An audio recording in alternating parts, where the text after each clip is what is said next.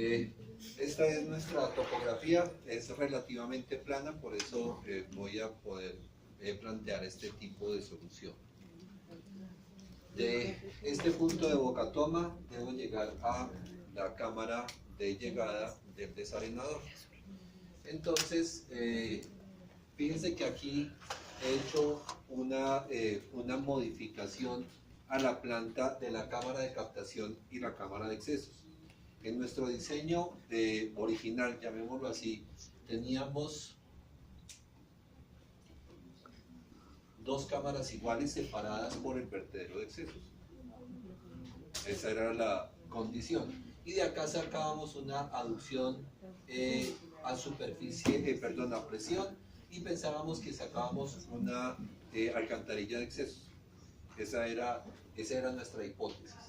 Para poder desarrollar, sin tener que hacer demasiados cambios de dirección, una aducción a superficie libre, entonces es mejor que ensanche un poco esta cámara para poder sacar un primer alineamiento en este sentido. Y luego poderlo empatar, ojalá sin más cambios, con un alineamiento que me llegue a esta estructura. No sé si me quedó muy recto, supongamos que sí.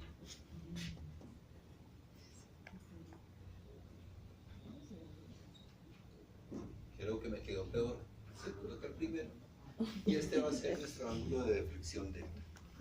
Pero en tal caso se podrían hacer más curvas. Más curvas, sí. Es que es para no demorarme tanto. Okay, pero podría tener un alineamiento, otro y otro, para suavizar.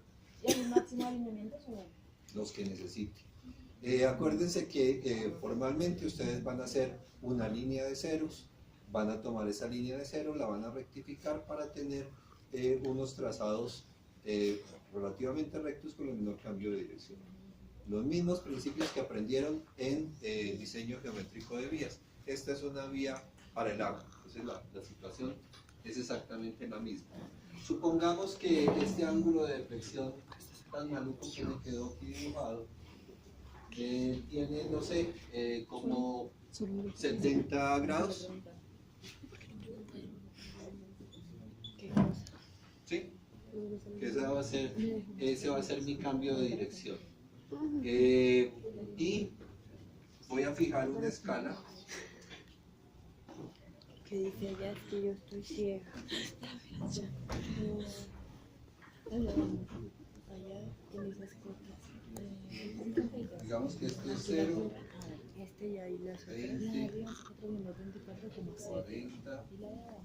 O sea, el mismo dibujo, nada más. 424,7. 424,5. ¿Qué?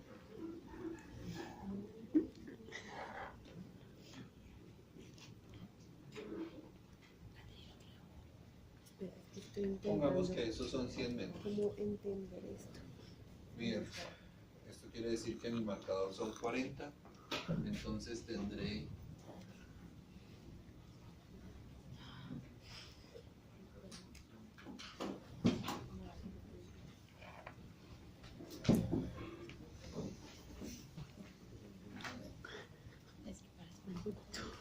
$40, 80, 120, 160, digamos que serían 200, que este primer alineamiento tiene 205.4 metros. No 1000, simplemente.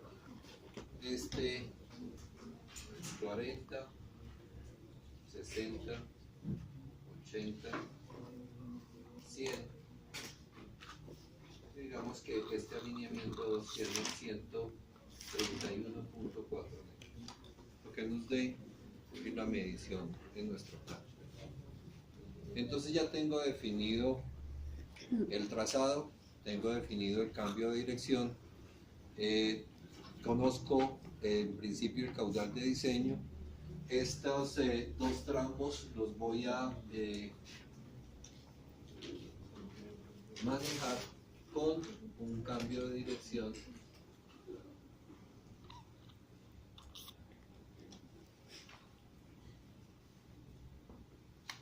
pongámosle 5 metros, y este debe ser nuestro ángulo de 70 grados. Y lo voy a rectificar con una curva. Y ese va a ser mi trazado definitivo. ¿De acuerdo? En esos 5 metros no se sacó. Lo defino de acuerdo con el caudal. ¿Se acuerdan que para caudales pequeños era 5 metros el radio de curvatura? De una vez lo adoptó, ahorita lo definimos bien. Ok. Mirando el detalle de esta cámara de captación, tenemos este primer detalle. Está el corte longitudinal de la cámara, digamos que este es el orificio por donde viene la descarga del río a la cámara. Vamos a tener el caudal mínimo que va a ser captado en esa y lo vamos a conducir por un canal. Vamos a suponer que la cota que nos dio en el diseño anterior de la bocatoma era 424.7 metros, esa superficie libre. Y entonces voy a definir una cota de solera, ahora un poco diferente. En el caso anterior habíamos dicho que era sumergencia más el diámetro de la aducción más una tolva. La tolva la conservamos porque pues aquí debemos retener los sólidos, pero ahora voy a necesitar es una altura para dar una energía inicial a un canal que va a empezar a trabajar. Entonces tengo que hacer un supuesto. Voy a suponer en principio que voy a dejar ese inicio del canal en la 424.5, suponiendo que en principio 20 centímetros de lámina me van a dar energía suficiente para hacer el transporte. Si luego no me da, pues simplemente voy a modificar las condiciones de mi diseño. Entonces voy a empezar con esta cota inicial. Luego vamos a tener los dos alineamientos y la entrega al desarenador, que en planta tiene más o menos esa forma. El detalle de la estructura de llegada puede ser algo así. La estructura de desarenador siempre queda sobre la superficie del terreno, de tal manera que, como es un tanque abierto, la escorrentía no le caiga al agua que ya he captado y desarenado. Entonces siempre va a estar por encima del terreno unos 40, 30, 35, 50 centímetros. Es un tanque entonces semienterrado. Voy a suponer que en esa ubicación la cota del tanque, la cota superior del desarenador es 424.8, de tal manera que en este sector me quede por encima. Bien, entonces voy a suponer que el borde libre del desarenador, que después miraremos cómo lo definimos cuando estemos diseñando el desarenador, es de 30 centímetros. Es decir, que el nivel del agua en el desarenador espero que sea 424.5, que será la cota de descarga de mi canal. Bien, bajo esa hipótesis voy a suponer que voy a dejar otra vez, en principio, 20 centímetros por debajo la cota del canal de llegada para entregar en esas condiciones. ¿De acuerdo? Entonces voy a plantear cota de salida y cota de llegada. ¿Preguntas? ¿Hasta ahí vamos claros? Bien. ¿Cómo me ubico? Ustedes me ayudan porque no alcanzo a verlo todo. Entonces, se debe diseñar un canal de aducción con un trazado de 2 alineamientos rectos de, el primer tramo dije que era 205.4 metros. Sí. ¿Le puedo dar un poquito de suma del centro, por favor?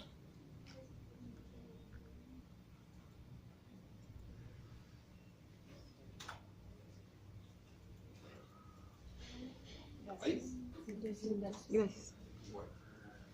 Dije entonces 205.4 y 131.4. ok. El ángulo de deflexión 70. de 70. Los niveles en la bocatoma son el de inicio allá, 424.5. 424. No sé si Y el del desarenador, 424.8 punto 3. de la salida.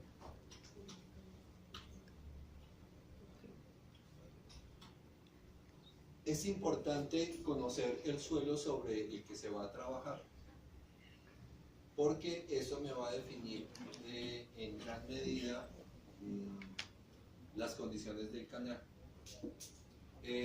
Normalmente estamos cerca del río, entonces muy probablemente va a ser un material aluvial que puede tener diferentes tamaños, pero siempre va a importarnos es la matriz principal, la matriz que le da cohesión a ese material aluvial. Entonces vamos a suponer que tenemos un limo areno-arcilloso, es decir, tenemos un material de matriz conformado por limos, arenas y arcillas, que es muy común en ese tipo de formación aluvial, que además tiene gravas, tiene cantos, tiene diferentes sobretamaños.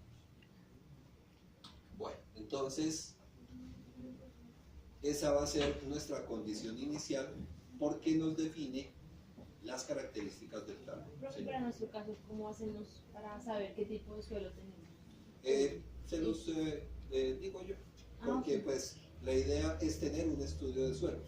Sí. En un trabajo real se va a tener un estudio de suelos y en un trabajo real se tendrá la caracterización del agua transportada por las muestras que se toman en época de invierno y que se les hace el ensayo de sedimentación y luego se hace la caracterización del lodo que se ha sedimentado. Entonces les voy a entregar unas definiciones de los materiales que van probablemente o que encontrarían en un tipo de río como el que les entregué del San Antonio. No, Bueno, para recordar, vimos una tablita donde se dan las pérdidas en metros cúbicos por día por metro cuadrado de superficie de canal expuesta al flujo. Entonces tenemos, de acuerdo a los materiales, diferentes tasas de infiltración. Y también como ayuda tenemos esta tablita que nos da los taludes para diferentes materiales.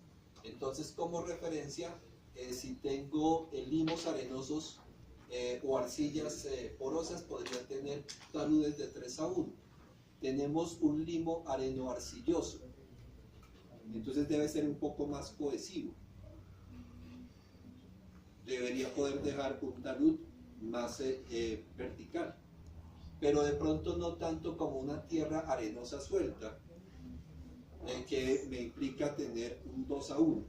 Entonces podría estar pensando en un 2,5:1, o si quiero estar tranquilo en 3:1.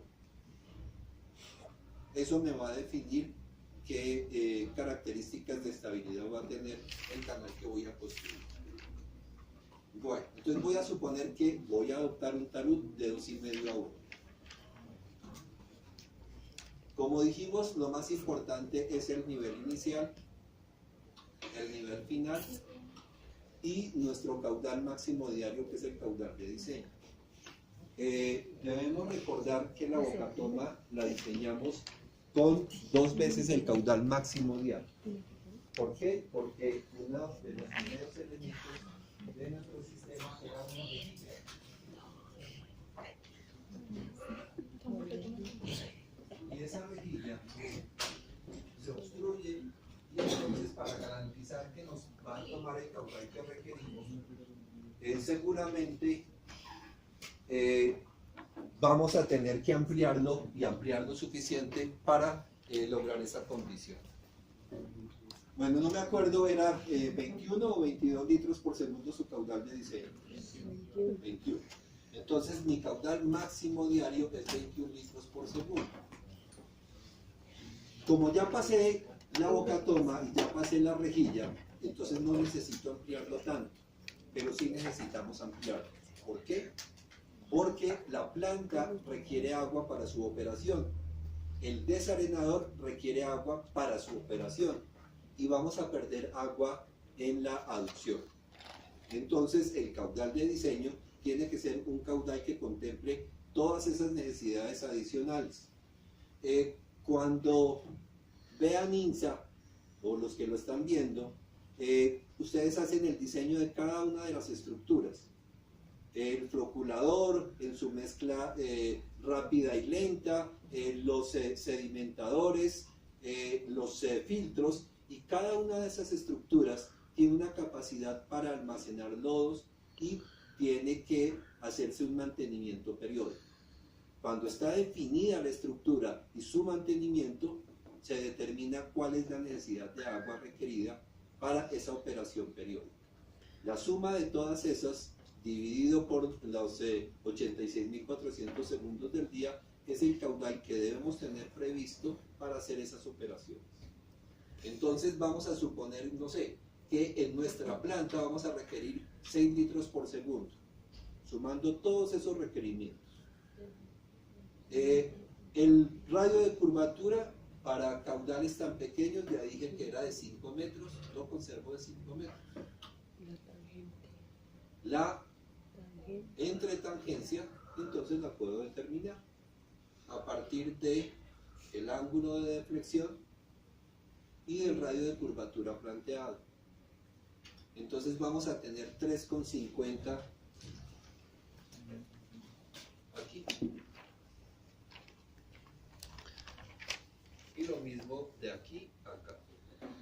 Entonces es muy fácil en terreno hacer este alineamiento, hacer este otro y poder definir PI, PC y PT y hacer un replanteo y poder materializar nuestro canal de una forma precisa.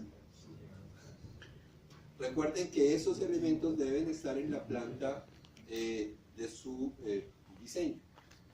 Debe haber una tablita donde están las coordenadas del punto inicial del canal en la boca toma, las coordenadas finales, el punto de intersección, los puntos de tangencia y curvatura y la ubicación de su radio, del centro de su radio de curvatura.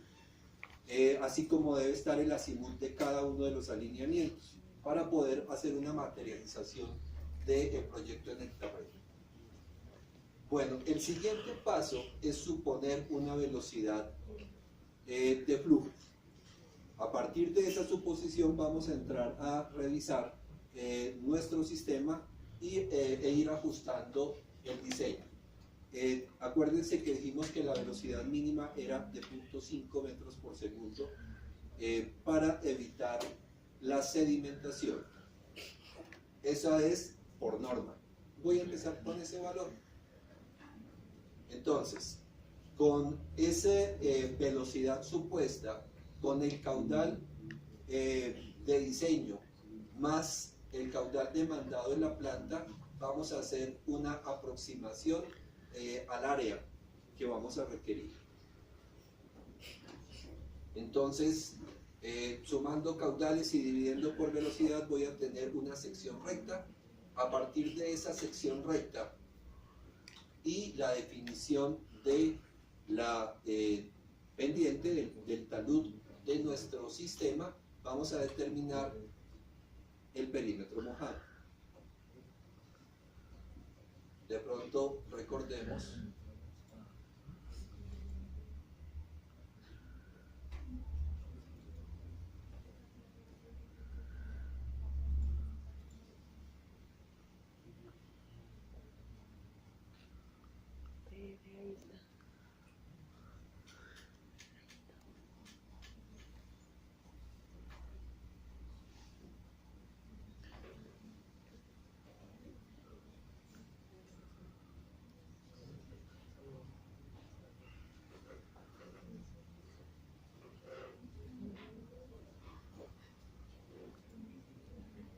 perímetro mojado en función del área y de M, que son los que ya tengo.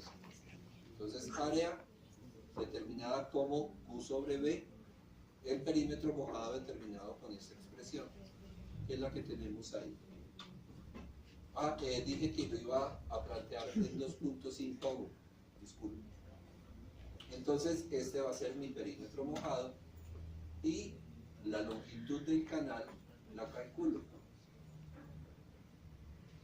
Vamos a tener la suma de los dos alineamientos y digamos que en un cálculo preciso determino el arco, que es lo que está calculado ahí. Entonces a los dos alineamientos le resto 2 veces t y le sumo el arco, que va a ser simplemente el radio por el ángulo delta. Bien. Si no tuviese en cuenta ese cambio de longitud por la curvatura, simplemente la suma de los dos alineamientos, fíjense que la diferencia es prácticamente nada. Entonces, si quieren trabajar simplemente con esta, trabajen con ella. No van a cometer un error apreciable. Y eso lo voy a requerir para determinar la tasa de infiltración al terreno. Bueno, entonces, como mi sistema va a ser finalmente una canaletica chiquita, no un canal de verdad, sino una canaleta, entonces seguramente la voy a hacer es con un prefabricado. Y el prefabricado lo más fácil va a ser de concreto y seguramente va a tener juntas de unión. Y por esas juntas de unión es que vamos a perder el agua. Entonces, en ese tipo de situaciones, en canales revestidos de concreto, una tasa de 1 metro cúbico por metro cuadrado día es aceptable. Entonces, adoptando ese valor, calculamos el caudal de exfiltración, simplemente perímetro mojado por longitud por tasa.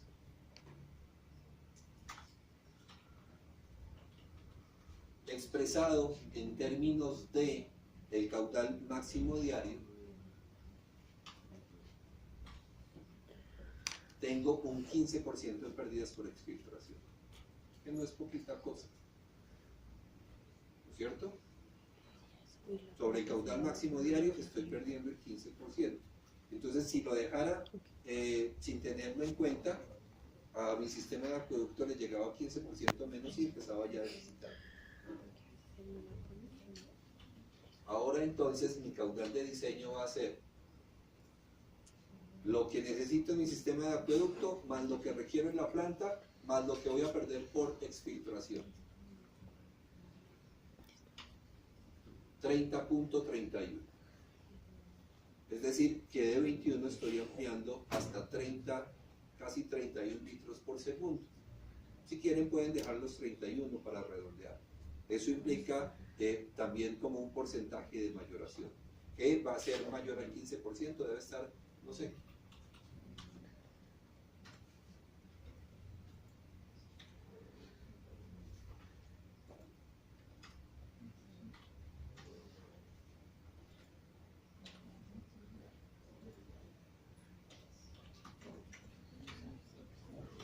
Un 44% más. Entonces, en algunos libros ustedes van a encontrar que simplemente definen un porcentaje de mayoración que va entre el 20, el 50, el 60% para tener en cuenta las necesidades en planta y las pérdidas por exfiltración.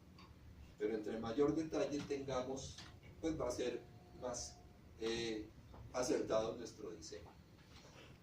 Bueno, ahora voy a definir un coeficiente de rugosidad. Ese coeficiente de rugosidad es el que me da el prefabricado que vaya a elaborar. Como estoy por allá en la mitad de la nada en un río, muy seguramente no voy a tener las mejores condiciones para hacer un prefabricado. Depende también un poco del dinero que tenga. Yo puedo hacer la formaleta para el prefabricado en madera, la puedo hacer en madera cepillada para invertirle un poquito más y que me quede más bonito, o lo puedo hacer en metal y me costará un poco más. También dependerá un poco de la mano de obra. Si tengo un maestro de esos, de los de antes, super hábil, seguramente me va a quedar divino el prefabricado. Pero si tengo una mano de obra no tan calificada que consigo por allá en el municipio, pues seguramente no me va a quedar tan bonito. Dependerá mucho de cómo se le dé el acabado, si se hace con llana de madera, o si se hace con llana de madera y se quema, o si se hace con llana metálica y luego también se quema. Eso dependerá. Entonces, esas condiciones particulares del sitio les van a indicar a ustedes qué tan liso va a ser su sistema.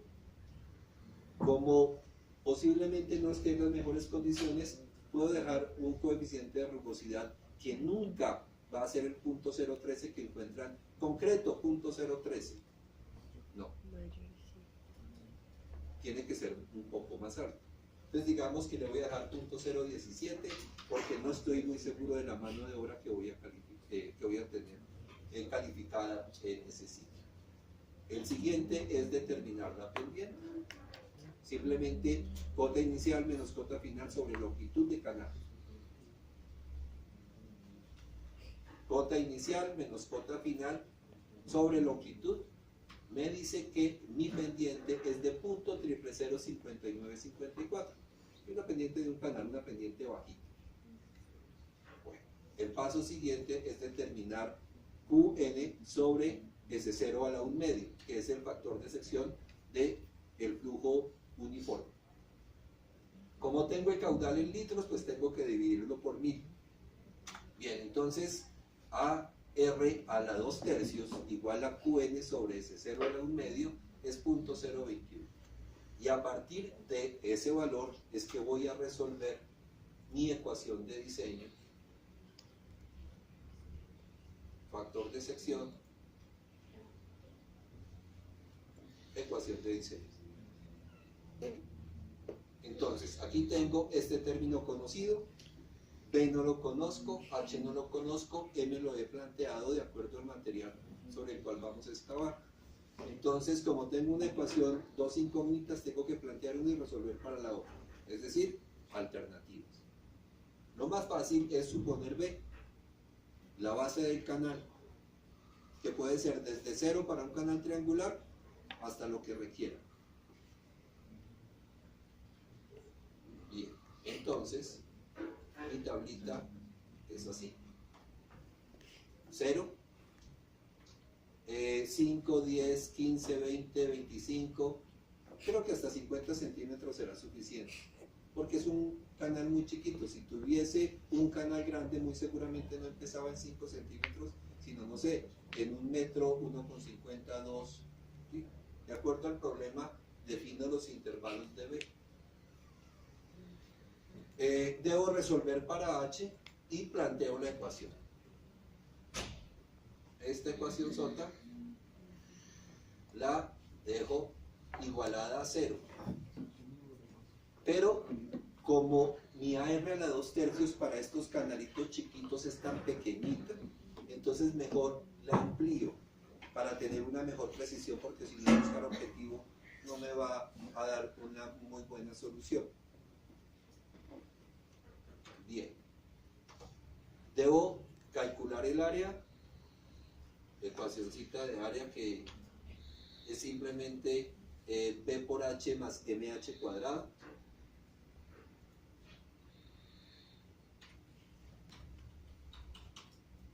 Una vez conocido el área, con el caudal de diseño determino la velocidad media del flujo.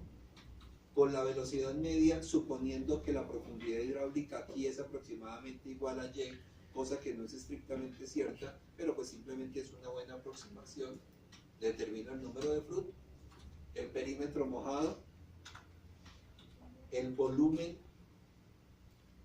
para poder costear. Voy a adoptar, de acuerdo al análisis y al diseño que haga de mi prefabricado, cuánto me vale el metro cuadrado de revestimiento, cuánto me vale el metro cuadrado de prefabricado, de acuerdo a su espesor, a los materiales que utilice, al refuerzo, bueno, y cuánto me vale la excavación. Cuando vean, creo que es OROT, organización de obras, van a aprender a determinar costos unitarios y pues en ese momento sabrán cómo hallar esos valores. Entonces vamos a suponer que el metro cuadrado de revestimiento me vale 50.000 y que la excavación me vale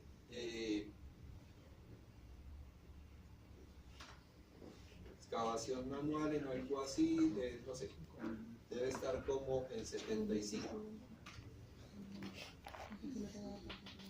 por cada metro cúbico. Bien, entonces los costos van a ser simplemente volumen de excavación por el valor de la excavación, área de revestimiento por el valor unitario del revestimiento y el costo total es la suma. Y al final debo buscar cuál es el mínimo y ese será el mejor diseño. ¿De acuerdo? Bien, y como necesito que esta ecuación sea cero, entonces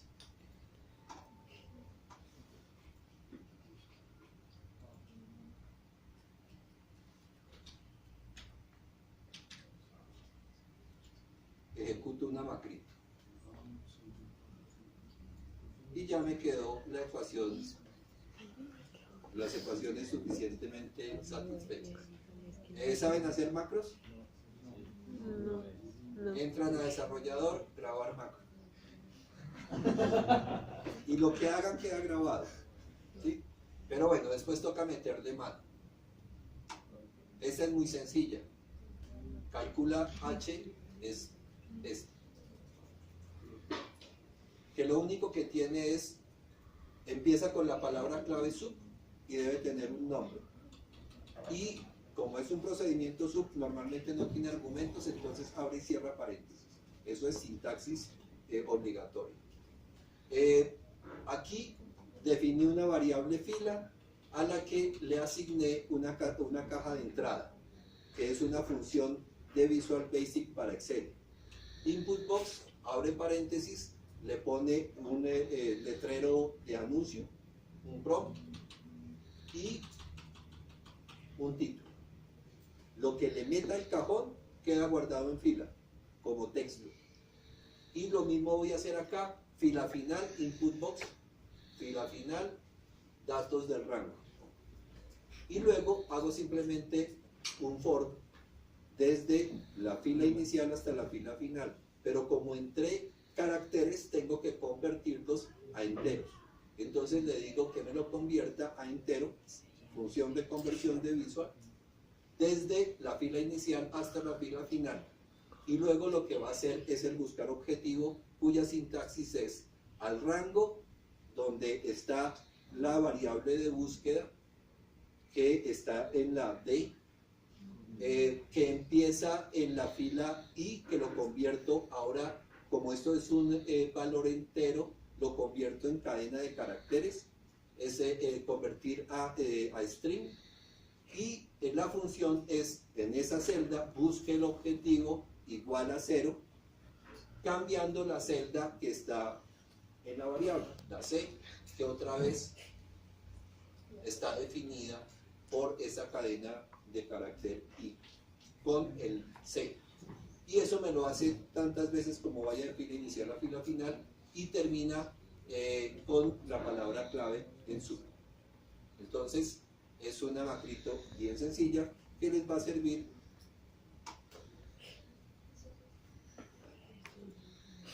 volvamos a ejecutar.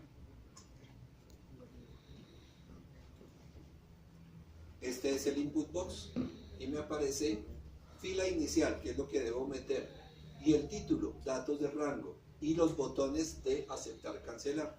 Entonces meto acá la fila 45, me aparece el otro que es el de la fila final, 55, y él ya hizo las 10 iteraciones.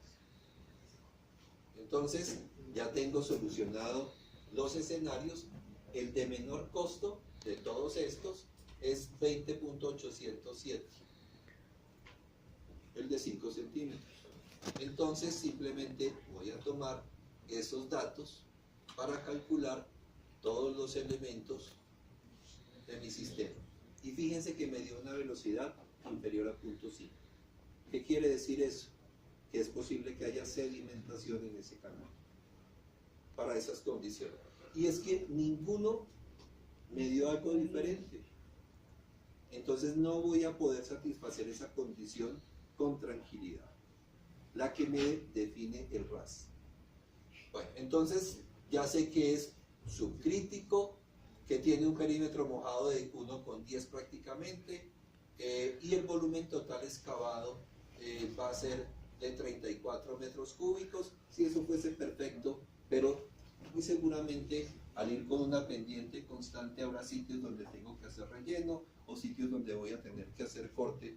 Eso realmente lo debo determinar utilizando las herramientas que ustedes han manejado cuando han hecho análisis de masas en movimiento de tierras. ¿Han hecho eso o no?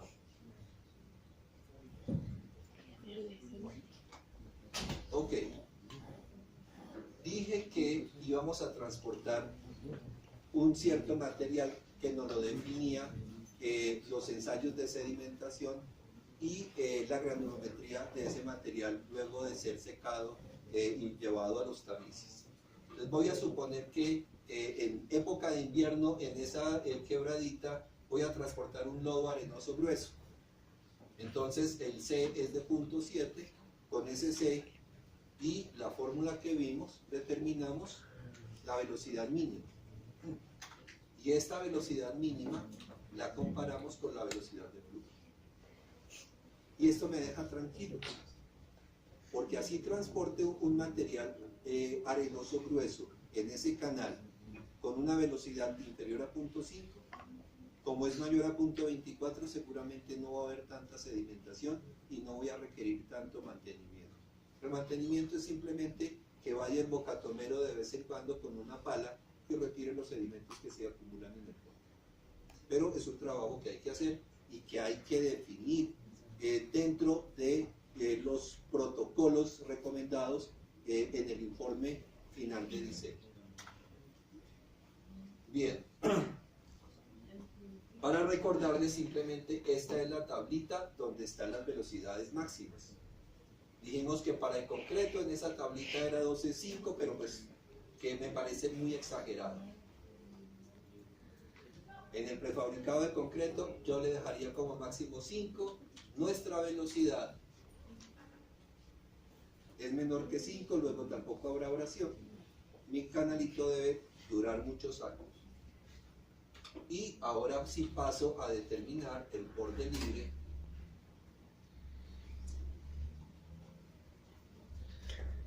con estas ecuaciones.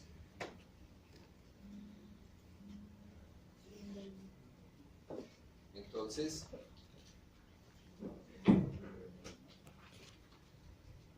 determino el C para el borde libre, calculo el borde libre por una ecuación, por la segunda y por la tercera.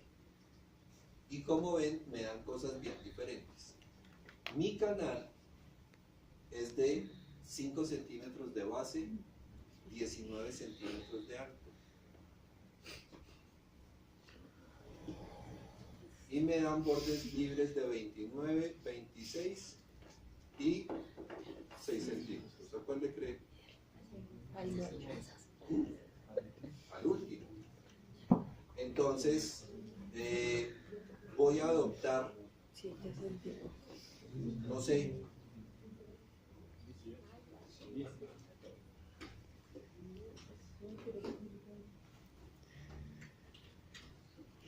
ese, simplemente para que me dé redondo. 5 centímetros de base, 30 centímetros de altura, para que tenga una lámina de 20 algo y pueda tener barreritas, le pueda caer una piedrita y apenas si ondule, sin necesidad de hacer una de 60, que sería lo que me dice esto. A estas fórmulas créanle cuando sea un canal de verdad, no una canaleta. Por eso dejamos Blair, que es 1/3 de la altura efectiva del flujo, que para canaletas es más que suficiente. Aquí está la tablita de radio de curvatura, simplemente para recordar que habíamos adoptado esos 5 metros. ¿Qué pasó acá? B27. Se me perdió. Ah, sí, ahí está. Los 5 metros. Y con estas formulitas, ahora se me perdió.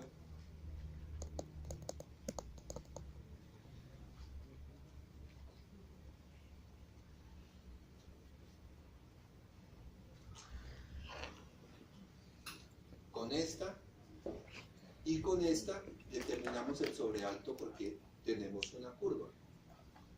Entonces,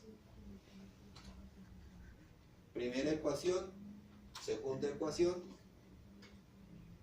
me dice que el sobrealto pues es básicamente despreciable. Esto es importante en canales de aguas lluvias, donde van a transportar decenas o centenas de metros cúbicos por segundo. Entonces ahí los sobrealtos son importantes. Aquí, pues, simplemente es anecdótico porque estamos con un valor de borde libre suficientemente grande. Y listo, ya quedó diseñado el canal. Es una metodología simple que la pueden utilizar incluso para diseñar canales de lluvias. Sí, pero canaletas de lluvia, un vallado, no de pronto un canal para una ciudad, porque los canales de las ciudades son de secciones compuestas. Recuerden que son, ojalá incluso con secciones de mínimas. Nosotros diseñamos esto, pero generalmente vamos a tener hasta periodos de retorno de 100 años que transportar. Entonces, para la parte habitual podría ser un diseño semejante a esto. ¿Preguntas? Una pregunta, esto, constructivamente, ¿qué tan viable es colocar una base de solo 5 centímetros y, por ejemplo, una piedra puede ser 5 centímetros? Sí, eso es cierto. Pero es que si hago algo más grande, voy a tener algo mucho más ancho y plano y bajito, que no me va a funcionar tan bien.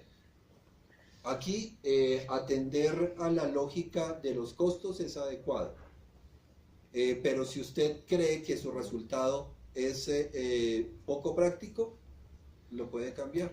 Si usted dice, no, de todo esto me gusta el diseño que apenas tengo 15 centímetros, pero 35 de base, porque si me cae una piedra de 20 me quedan 5 para... Lo puede hacer. Aquí, en cualquier decisión de ingeniería, siempre prima el sentido común, el análisis de uno, de lo que le da. No es simplemente seguir una receta, siempre analicen los resultados. Y eso es un criterio que usted puede decir, entonces yo voy a adoptar esto por tal y tal razón. ¿De acuerdo? ¿Qué otra pregunta tiene? Constructivamente eso es muy fácil. Un par de tablitas de un cierto largo, con unos testeritos, funden, le dan la forma y van produciendo, ojalá con un match embreado, para que vayan empalmando uno sobre otro. Se hace la excavación, se coloca el material de alistado, se sienta el prefabricado, se nivela para garantizar que va con pendiente constante y sale. Entonces, constructivamente eso es muy elemental. Una pregunta. Diseño se hace para un par de lineamientos, ¿sí? Lo puede hacer para 3, para 4. Entonces yo podría hacer una canaleta de más de 1 kilómetro. Lo que necesite. Lo importante es que cuando hago la aducción de bocatoma de desarenador, debe ser lo más corta posible. ¿Por qué? Porque aquí es donde transporto la mayor cantidad de sedimentos para retirarlos acá. Una vez salga de acá, ya muy seguramente no voy a tener que tener tanto cuidado con los sedimentos y voy a transportarlo a presión con otras condiciones. En su proyecto ustedes tienen una diferencia de nivel apreciable, entonces en la primera parte no es tanto y pueden hacer esto, o pueden hacer incluso una aducción a presión, pero relativamente corta. De ahí para allá sí creo que tienen como unos 5 o 6 kilómetros para trabajar. Hacer un canal de 5 o 6 kilómetros con ese desnivel implica como si fuese una carretera de alta montaña, con muchas curvas y contracurvas que no lo hace práctico. Se vuelve demasiado costoso. Entonces ahí es mejor utilizar un sistema a presión. Bueno, ahora alcanzamos a ver la parte conceptual de las aducciones cerradas a superficie libre. Sí.